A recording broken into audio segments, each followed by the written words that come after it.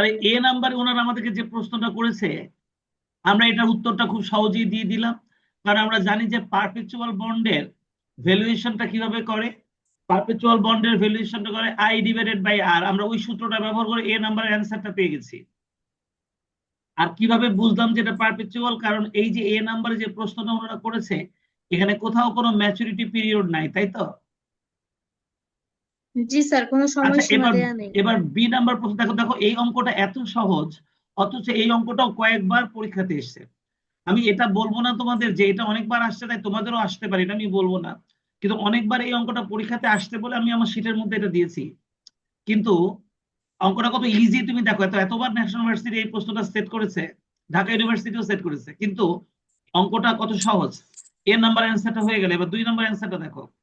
What would happen to market price, তাহলে যে ভ্যালুটা তুমি একটু আগে বের করেছো সেই ভ্যালুটার কি পরিবর্তন হবে অফ দ্য বন্ডের if yield rises to 16% and drops to 10%। তার মানে আর এর মানটা যদি 16% হয় আর আর এর মানটা যদি 10% হয়, তাহলে দেখো কত সহজ প্রশ্ন। ওই আগের কাজটাই আমরা আবার করব, খালি আর এর মানটা 0.16 আর 0.1 ধরে করব। আচ্ছা চলো আমরা অ্যান্সারটা বের করি। আমাদের ইন্টারেস্ট না 100 ছিল, 100 কে 0.16 দিয়ে ভাগ করো, 100 কে 0.16 দিয়ে ভাগ করো।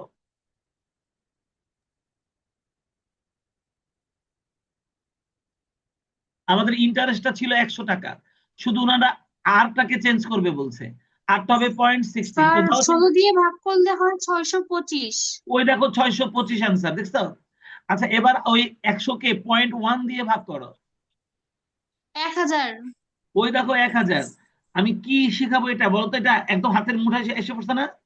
ইজিলি অ্যান্সারটা পেয়েছি না জি বি স্যার। নাম্বারে? এই বি নাম্বার অ্যান্সারটা আমরা জি ইজিলি পেয়ে স্যার। গেছি না? তাহলে এ বি দুটোই আমরা পারপেচুয়ালের মেথডে আমরা ভ্যালুয়েশন করে ফেলেছি। এই দুইটা অ্যান্সার আমরা মুখে মুখে কমপ্লিট করে ফেললাম। চলো এবার সিতে যাই। সিটা কি বলছে আমরা একটু পড়ি ভালো করে। সিতে বলছে একটু মন দিয়ে দেখো, what would be the market price, আবারও ভ্যালু বের করতে বলছে of the bond in situation A. তার মানে এ নাম্বারে তুমি যে বন্ডের ভ্যালুয়েশন করেছো ওই শর্ত দিয়ে তুমি আবার ভ্যালুয়েশন করো। If it is assume that the bonds were originally having 10 years maturity price period which is 5 years away from now। এ নাম্বারে আমাদের কোনো ম্যাচুরিটি পিরিয়ড ছিল না, তাই আমরা পারপেচুয়াল মেথড ফলো করেছিলাম। কিন্তু এবার সি নাম্বার রিকমেন্ডেশন ওরা বলছে না, তুমি এ নাম্বারের ওই ডাটা দিয়ে তুমি আবার ভ্যালুয়েশন করো, শুধু এবার এর অরিজিনাল ম্যাচুরিটি পিরিয়ডটা ছিল 10 বছর, যা কিনা এখন থেকে আর মাত্র 5 বছর বাকি। তার মানে আমাদের এখন থেকে ম্যাচুরিটি পিরিয়ডটা যেহেতু 5 বছর বাকি, তো আমাদের ম্যাচুরিটি পিরিয়ডটা এখন 5 ইয়ারই হবে। তার মানে আমাদের সি নাম্বার রিকোয়ারমেন্টে আমাদের এটা রিডিমেবল বন্ড হবে, এবং এর ম্যাচুরিটি পিরিয়ডটা আমরা 10 বছর ধরবো না, আমরা ধরবো 5 বছর। তাহলে বলো তো এবার সি নাম্বার রিকোয়ারমেন্টের জবাবটা তোমরা ওই বড় সূত্রটা ব্যবহার করে বলো তো ক্যালকুলেশন করতে পারবে না, যেখানে এন এর মানটা হবে 5? বলো পারবে না? জি স্যার, পারবো স্যার। তাতে আমাদের করি অ্যান্সারটা আমরা। আসবে 927.92 টাকা। তাহলে সি নাম্বার রিকোয়ারমেন্টের জবাবটা হবে 927.92 টাকা। তাহলে এ বি সি স্যার তিনটার জবাব। এখানে, বলো স্যার বলো। আরবি কত হবে? 1000 না? 1000ই, যেহেতু ওনারা আলাদাভাবে কোনো আরভি বলেনি, তাহলে আমাদের আরভি এখানে আমরা 1000ই ধরবো, তাই না? আর এন হবে 5। এম হবে 5, ছোট হাতের এন, হ্যাঁ এন হবে 5। যদিও আমাদের ম্যাচুরিটি পিরিয়ডটা দশ ওকে স্যার। বছর কিন্তু যা এখন থেকে আর 5 বছর বাকি, তার মানে আমাদের হাতে আর অবশিষ্ট সময় আছে 5 বছর। তাই আমরা ম্যাচুরিটি পিরিয়ডটা 5ই ধরবো, 10 ধরবো না, ঠিক আছে? তাতে আমাদের অ্যান্সারটা আসবে 927.92। এইবার আমরা ডি নাম্বার রিকোয়ারমেন্টের জবাব দিব। ডি নাম্বার রিকোয়ারমেন্টে আমাদেরকে প্রশ্ন করেছে, উইল ইউ পে 800 টাকা টু বাই দ্য বন্ড, এই বন্ডটা কেনার জন্য তুমি কি 800 টাকা দিয়ে এই বন্ডটা কিনতে চাও? Specified in situation C, C নাম্বারের সিচুয়েশনের ভিত্তিতে তুমি জবাবটা দাও এবং কেন। তুমি বলো তো, সি নাম্বার রিকোয়ারমেন্টের জবাব আসছে 927.92। তাহলে যেই বন্ডের ভ্যালু 927.92 টাকা, আমাকে যদি কেউ বলে তুমি এই বন্ডটা 800 টাকা দিয়ে কেনো, তাহলে বলো তো আমরা কিনবো না? এই বলো তো আমরা কিনবো না, বলো তো। জি স্যার, কিনবো। সেই অ্যান্সারটা আমি এখানে লিখে দিয়েছি। এই ডি নাম্বার অ্যান্সারটা কি হবে সেটা আমি এখানে লিখে দিচ্ছি। Yes, I would like to buy the bond buy taka 800 because present value of the bond is 927.92। যেহেতু এই বন্ডের বর্তমান মূল্য 927.92, অবশ্যই আমি এই বন্ডটা 800 টাকা দিয়ে কিনবো। অর্থাৎ ডি নাম্বার রিকোয়ারমেন্টের জবাবটা কেমন হবে সেটা আমি কমেন্টস এর মধ্যে লিখে দিয়েছি। তোমাদের অনেকেরই প্রশ্ন থাকে এরকম, কিভাবে কমেন্টসটা লিখবো একটু বলেন তো। এই জন্য আমি অ্যান্সারের মধ্যে এটা লিখে দিয়েছি যে ডি নাম্বারটা কোনো ক্যালকুলেশন করতে হবে না, শুধু এই একটা লাইন লিখে দিলেই তোমার ডি এর জবাবটা দেওয়া হয়ে যাবে। তোমাকে দেখেছো আমরা কিন্তু 6 নম্বর অঙ্কটা কমপ্লিট করে ফেললাম। এই দেখেছো? Sir G D sir. নাম্বারে কোনো মানে আরো বড় করে কোনো কিছু দেখাইতে হবে না, আর এইটুকু লিখলেই কিচ্ছু হবে? লিখতে হবে না, কোনো কিছু করতে হবে না। ওনারা খালি তোমাকে প্রশ্ন করেছে তুমি কি 800 টাকা দিয়ে এই বন্ডটা কিনবে, সি এর জবাবের ভিত্তিতে বলো এন্ড ওয়াই, কেন কিনবে। তাহলে আমার প্রথম জবাব ইয়েস, আমি কিনবো। I would like to buy the bond, buy taka 100, আমি 800 টাকা দিয়ে এই বন্ডটা কিনবো। কেন কিনবো? Because present value of the bond is 927.92, কারণ এই বন্ডের প্রেজেন্ট ভ্যালু 927.92। এন্ড ওয়াই, দুইটার জবাবই আমাদের এই এক লাইনে দেওয়া হয়ে গেল। কি বলছি বুঝেছ? তাই ডি নাম্বারের জন্য আমাদের আর কিচ্ছু করতে হবে না, শুধু এই লাইনটুকু লিখে দিলেই হয়ে যাবে। হয়েছে?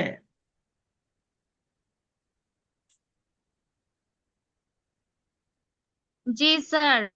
তাহলে আমরা 6 নম্বর অঙ্কটা নিজেরা সুন্দর করে খাতায় করে নিব, কারণ আমি অঙ্কটা পড়লাম, তোমরাও দেখলা যেটা আমরা করতে পারবো। এটা একটা প্রশ্ন, অথচ প্রশ্নটা অনেক ছোট এবং সহজ। এবার চলো 7 নম্বরে। দেখো 7 নম্বরের মধ্যে ওনারা প্রশ্ন করেছে 1, 2, 3টা। এই ধরনের প্রশ্নই সাধারণত ওনারা করে পার্ট সিতে, এই চ্যাপ্টার থেকে। আমি 7 নম্বরটা পড়ছি, মন দিয়ে দেখো। The Nila Corporation issued a new series of bond on January 1, 2000। ডেটটা খেয়াল করো, আমরা এই বন্ডটা ইস্যু করছি জানুয়ারি 1, 2000। মনে রেখো এই পার্ট সি এর অঙ্কগুলোর মধ্যে এই 7 নম্বর অঙ্কটা করতে গিয়ে তোমাদের হয়তো বা একটু কষ্ট হবে, কিন্তু তারপরও আমি এটা তোমাদেরকে দিয়ে করাতে চাই। যদি না পারো তখন আমি করে দিব, কিন্তু আমি বুঝাই দিতে চাই ভালো করে, তোমরা বুঝে নাও। আমরা নীলা কর্পোরেশন তারা ইস্যু করেছিল একটি নতুন সিরিজের বন্ড জানুয়ারির 1, 2000 সালে। 2000 সালে জানুয়ারির 1 তারিখে তারা একটা বন্ড ইস্যু করেছিল। দা বন্ড ওয়ার সোল্ড এট পার, পার মানে তার লিখিত মূল্য। এই বন্ডটা আমরা বিক্রি করেছিলাম তার লিখিত মূল্যে, আর তার সেই পার ভ্যালুটা কত ছিল? 1000। এই পার ভ্যালু মানে ফেস ভ্যালু, পার ভ্যালু মানে ফেস ভ্যালু। তাহলে আমরা জানুয়ারির 1 তারিখ 2000 সালে যে বন্ডটা ইস্যু করেছিলাম, সেই বন্ডের ফেস ভ্যালু ছিল 1000 টাকা, হ্যাভিং এ 12% কুপন রেট। এই 12% দিয়ে আমরা এটার উপর ইন্টারেস্ট ধরবো। তাহলে 1000-এর 12% 120 টাকা হবে আমাদের ইন্টারেস্ট। Mature on December 31, 2030। তোমরা এবার একটু গুনে দেখো তো, 2000 সালের জানুয়ারি থেকে 2030 সালের ডিসেম্বর 31 তারিখ পর্যন্ত আমাদের টোটাল ম্যাচুরিটি পিরিয়ডটা তাহলে কয় বছর হয় একটু গুনে রাখো তো। 2000 সালের জানুয়ারির 1 তারিখ যেহেতু, তাই সেহেতু তুমি 2000টা ধরবা, আর 2030-এর 31 31শে বছর। ডিসেম্বর যেহেতু, তাহলে 2030ও ধরবা। তাহলে 2000 থেকে 2030 31 পর্যন্ত বছর। করলে 31 বছর হয়, তাই না? জি স্যার। তাহলে স্যার এবার তোমরা আমাকে বলো, আমরা এই এই অঙ্কটার এই পর্যন্ত যা পড়লাম তাতে আমরা বুঝতে পারলাম এই বন্ডটার ফেস ভ্যালু হচ্ছে 1000, এটার উপর ইন্টারেস্ট হবে 12%, আর এটার ম্যাচুরিটি পিরিয়ডটা হচ্ছে 31 বছর, কি তাই না? এখানে বলছে জি sir. Coupon payment are made semi annually, coupon paid are made semi annually. যদি সেমি অ্যানুয়ালি পেইড হয় তাহলে আমাদের একটা এম হবে না 2? এই সেমি জি অ্যানুয়ালি যদি স্যার। হয় তাহলে আমাদের একটা এম আসবে না 2? আসবে 2। জি স্যার। এই ছিল জি আমাদের স্যার। বডি, এই ছিল আমাদের বডি। এই বডির মধ্যে খালি একটা কথা নতুন, কি সেটা? কুপন পেমেন্ট মানে সুদের পেমেন্টটা হবে সেমি অ্যানুয়ালি। আর এই সেমি অ্যানুয়ালি বললে যে একটা এম আসে, আর সেই এম এর মানটা হবে 2, এটা আমরা বুঝছি। এখন আমি তোমাদেরকে শেখাবো এই এমটা ভ্যালুয়েশনের সময় আমরা আয়ের নিচে ভাগ দেই, আর এর নিচে ভাগ দেই, এন এর সাথে গুণ করি। যে ভুলটার জন্য তোমাদের আগের কিছু অঙ্ক ভুল হয়েছিল, কিন্তু আমরা গত ক্লাসে আমরা সেটা কারেকশন করে নিয়েছিলাম, তাই না? কিন্তু সেমি অ্যানুয়ালি দিয়ে আমরা কিন্তু কোনো ওয়াইটিএম এখনো পর্যন্ত ক্যালকুলেশন করিনি। এক নাম্বারে তোমাদের প্রশ্ন করেছে what was the YTM of Neela's bond on January 1, 2000। তাহলে জানুয়ারি 1 তারিখে আমরা যে বন্ডটা ইস্যু করছি এর ওয়াইটিএমটা কত হবে? এই প্রথম আমরা ওয়াইটিএম বের করতে গিয়ে আমরা একটা সেমি অ্যানুয়ালি শব্দটা পেয়েছি। তাই এখন আমি তোমাদেরকে দেখাবো এই সেমি অ্যানুয়ালির কারণে তোমরা ওয়াইটিএম এর সূত্রটাকে কিভাবে লিখবে। চলো আমি দেখাবো ওয়াইটিএম এর সূত্রটাকে আমরা কিভাবে লিখবো। আমি এখন তোমাদেরকে সেটা দেখাবো।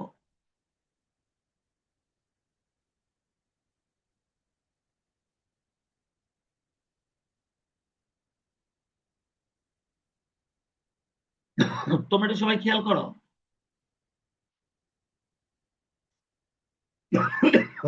এটা হচ্ছে আমাদের স্যার ওয়াইটিএম লিখে এর নিব? আমি আগে লিখে শেষ করে তারপর তুলবা। দেখো এটা ওয়াইটিএম এর সূত্র, যেহেতু আমাদের অঙ্কের ট্যাক্স নাই তাই 1 - টা আমরা বাদ দিয়ে দিব। আর যেহেতু আমাদের এই অঙ্কটার মধ্যে একটা এম আসছে, তাহলে আমরা এই আয়ের নিচে একটা এম ভাগ করে দিব। এই আয়ের নিচে আমরা একটা এম ভাগ করে দিব। আর এবার যেহেতু এটা সেমি অ্যানুয়ালি, তাহলে পুরো সূত্রটাকে আমরা একটা ব্র্যাকেটের মধ্যে ঢালবো। একটা ব্র্যাকেটের মধ্যে ঢেকে আমরা এটার বাইরে আমরা ইনটু করে দিব আবার এম দিয়ে। এই হবে আমাদের সূত্রটা। তাহলে আমরা আয়ের নিচে একটা এম দিব। আর এই ছিল আমাদের সূত্রটা নর্মালি একদম পুরো আমরা ওয়াইটিএম এর সূত্রটা লিখছি। আর এই যেহেতু আমাদের এই অঙ্কে একটা এম আসছে তাই আমরা বাইরে একটা এম গুণ করে দেবো পুরোটাকে ব্র্যাকেটের মধ্যে ঢেকে। তাহলে ওয়াইটিএম বের করতে গিয়ে আমাদের আগে কখনো এম আসেনি, যেহেতু এই অঙ্কে এম আসছে তাই আমরা ওয়াইটিএম বের করার জন্য আমরা এই সূত্রটা ব্যবহার করব। লাস্টে আমরা এম দিয়ে দিব, যেহেতু এম এর মানটা 2 তাই এখানে ইনটু 2 হয়ে যাবে, বুঝছো? আর আমরা যে সূত্রটা বের করছিলাম তার নিচে আমরা এম দিয়ে ভাগ করে দেবো, দেখছো? বাকি সব ঠিক থাকবে।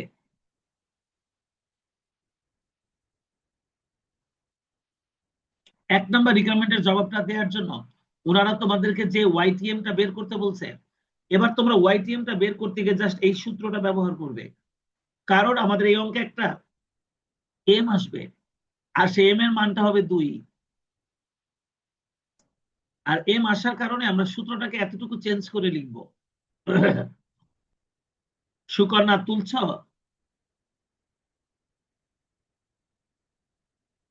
স্যার তুলতেছি। ওয়াইটিএম এর যে সূত্রটা আমরা শিখেছিলাম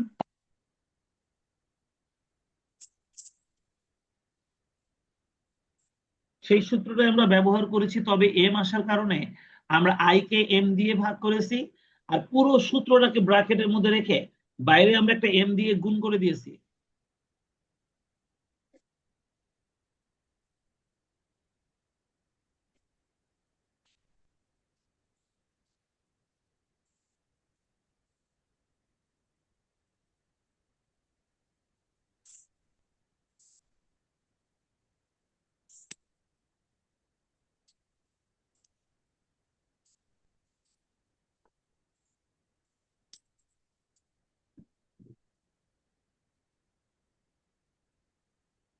তোলা হয়েছে সবার? জি স্যার।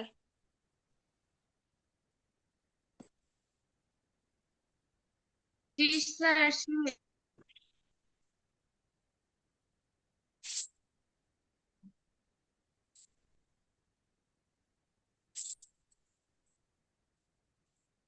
ওয়ালাইকুম আসসালাম।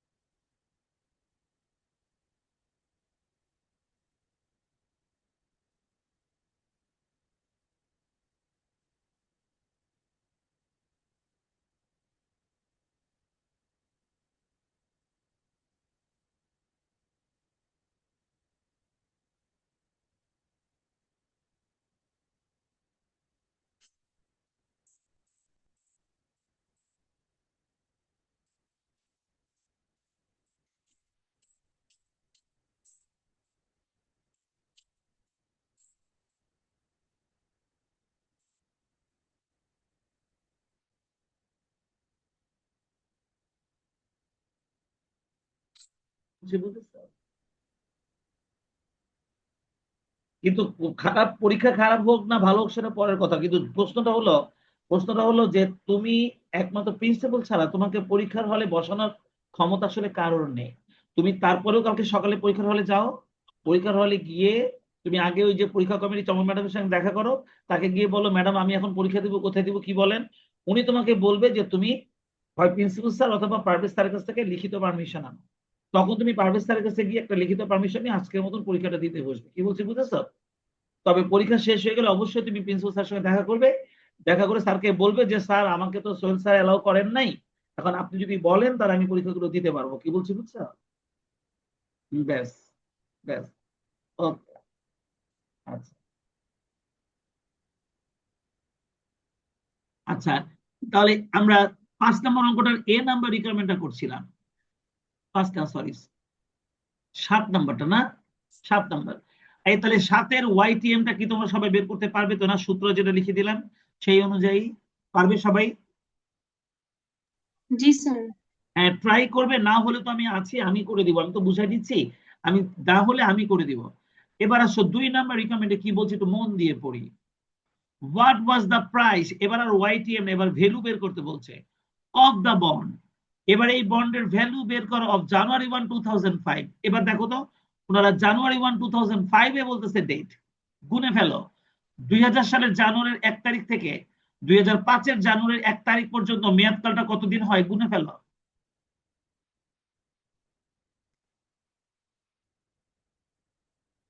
5 বছর স্যার। 5 বছর। 6 বছর। তাহলে ও না না, না, 6 হয় 5 বছর। না, জানুয়ারির 1 তারিখ তুমি 5 ধরতে পারবা না, 4 পর্যন্ত ধরবা।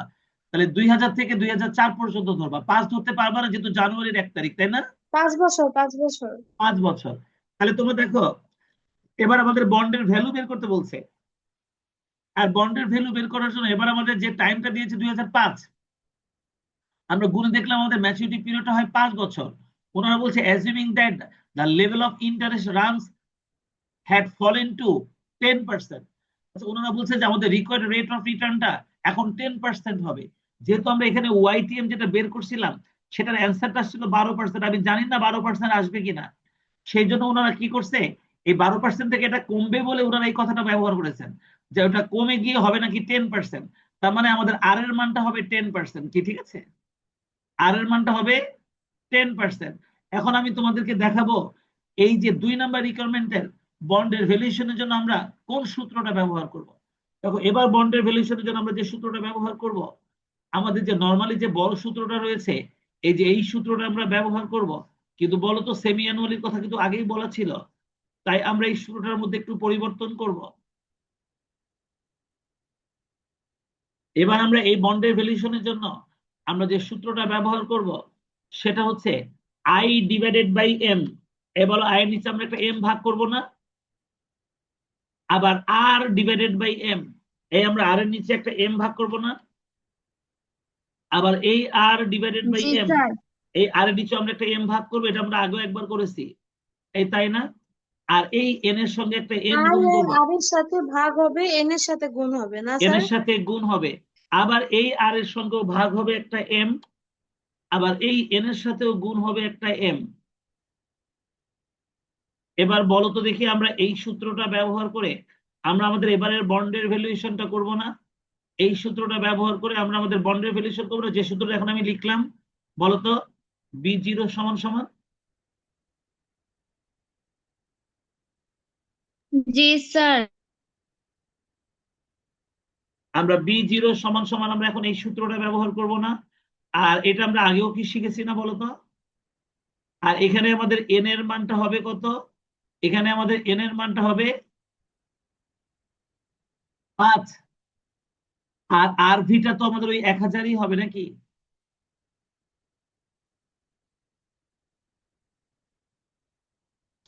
তাহলে আমাকে বলো তো, তোমরা এবার 2 নাম্বার রিকোয়ারমেন্টটাও অ্যান্সার করতে পারবে না?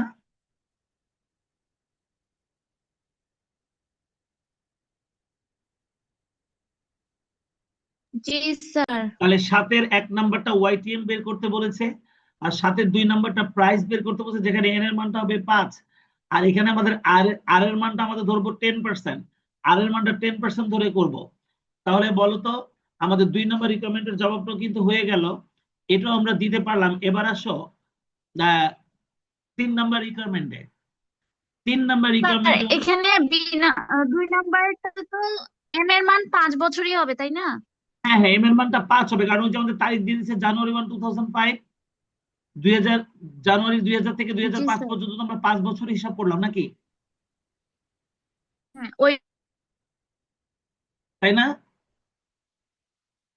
এখানে এখানে জি এন এর স্যার। মানটা 5 বছরই হবে। আর এম হবে 2, তাই না? আচ্ছা। জি স্যার। এমটা 2 হবে, কারণ ওনারা একদম শুরুতেই বলে দিয়েছে যে আমাদের সুদটা সেমি অ্যানুয়ালি হয়, একদম শুরুতে বলছে, তাই না? হ্যাঁ স্যার। এবার আসো 3 নম্বরে। 3 নম্বর বলছে অন জুলাই 1 2008। এবার সেই জানুয়ারির 1 2000 সাল থেকে জুলাই 1 2008 পর্যন্ত একটু গণনা করে আমাকে বলো তো কয় বছর হয়।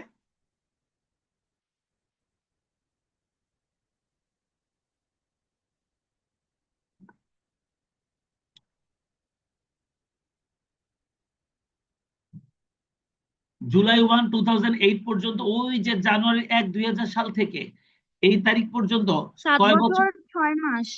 কয় বছর? 7 বছর 5 মাস না স্যার? 7 বছর? ছয় কেন, মাস। 8 বছর 5 6 মাস না? 5 বছর। 2000 থেকে 2007 সাল হ্যাঁ হ্যাঁ পর্যন্ত তো স্যার হ্যাঁ। 8 বছর। জি আর স্যার। জুলাই মাসের 1 তারিখ, তার মানে 8 বছর 6 মাস, তার মানে 8.5 বছর আট না? বছর 6 মাস। তার মানে জি এইট স্যার পয়েন্ট হ্যাঁ। ফাইভ ইয়ার্স না? জি এইট স্যার পয়েন্ট এইট তাহলে পয়েন্ট আমাদের ফাইভ এন এর ইয়ার মানটা 8.5 ইয়ার্স। আমাদের এন এর মানটা 8.5 ইয়ার্স। কোনো অসুবিধা আছে কিনা বলো? না স্যার এবার বুঝছি। আর দেখো আমাদের সোল্ড, এবার সেলস ভ্যালুটা বলে দিয়েছে ওনারা 890 টাকা। এটা না এনএসভি? ওয়াইটিএম বের করতে গেলে না আমাদের একটা এনএসভি লাগে? জি স্যার। এখানে না এনএসভি ওনারা 890 টাকা বলছে,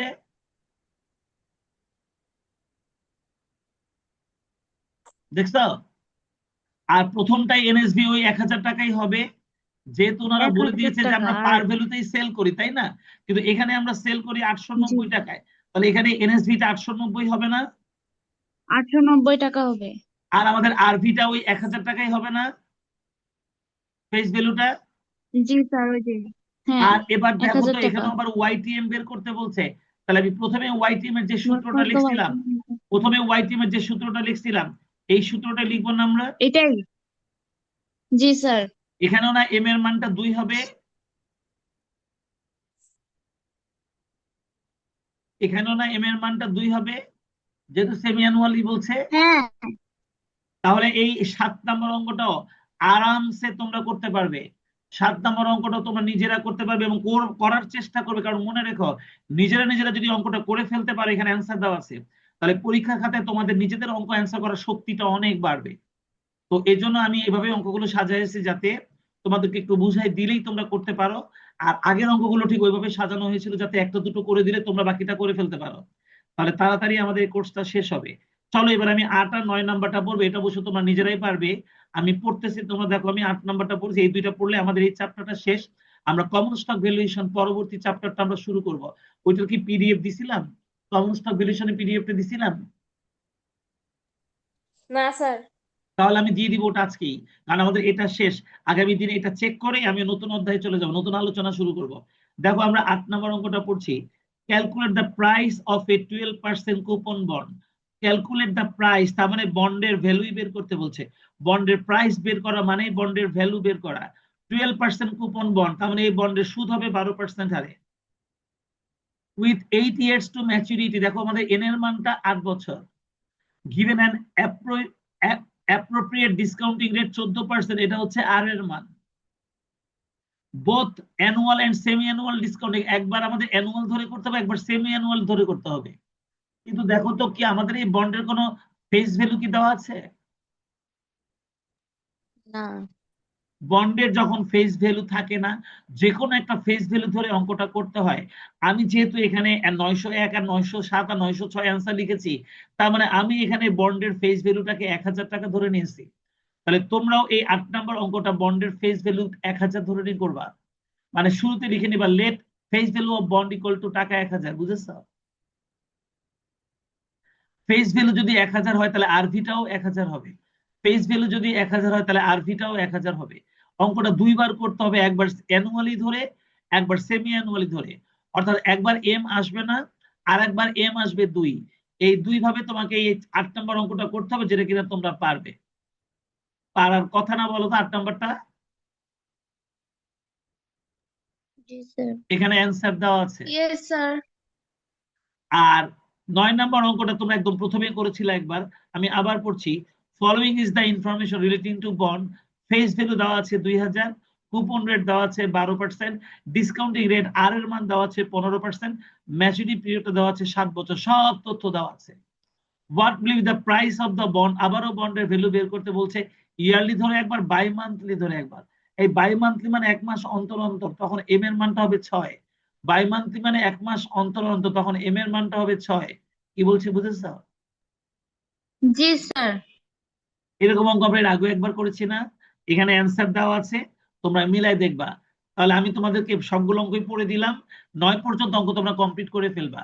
যদি হয়ে যায় তো ভালো কথা, যদি না হয়, যেটা হবে না আমি করে দিব। তারপর আমরা নতুন চ্যাপ্টারে ঢুকবো, এটা আমাদের একটা চ্যাপ্টার বন্ড ভ্যালুয়েশন, এরপর আমরা আরেকটা চ্যাপ্টারে ঢুকবো কমন স্টক ভ্যালুয়েশন। আশা করি ওটাও করতে আমাদের বেশি সময় লাগবে না, এটার মতন খুব দ্রুতই আমরা শেষ করতে পারবো। কি ঠিক আছে? হ্যাঁ স্যার। তো আজকে এ পর্যন্তই। আল্লাহ হাফেজ।